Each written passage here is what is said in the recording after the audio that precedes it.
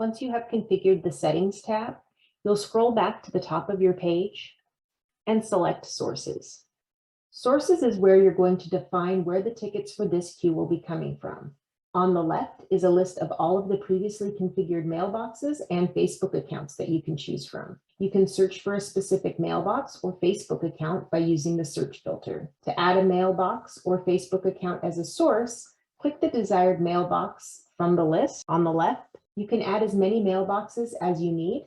To remove a mailbox as a source, click on that mailbox from the list on the right, and that will remove it from the queue. The same logic applies to the Facebook accounts. Just select which Facebook accounts this queue will use as a source from the available options on the left. The next tab in queue configuration is Outbound. This tab appears after a mailbox has been selected.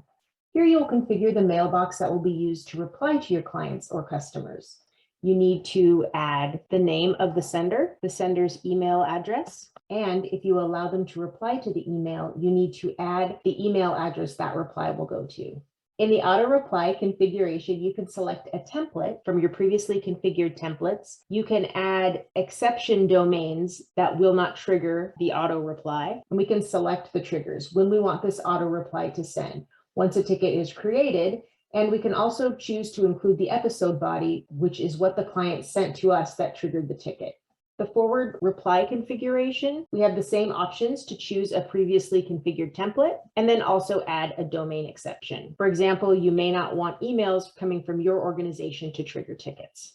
The last option in Outbound is to configure a signature for these replies. Just as with previous email options, you can also pull information from GoContact to populate your signature by using templates. For example, if I would like to add the agent's name to my signature, I position the cursor where I would like to add the agent's name and select agent name from the template. I have additional template options that I can add as well: the agent, the client, mailbox email, mailbox name, ticket ID, and SLA date. You can also add and edit text with the same features available for any email, such as modifying the font style, size, and color, or adding bullet points, links, or photos. Once configured, scroll to the top and select Agents.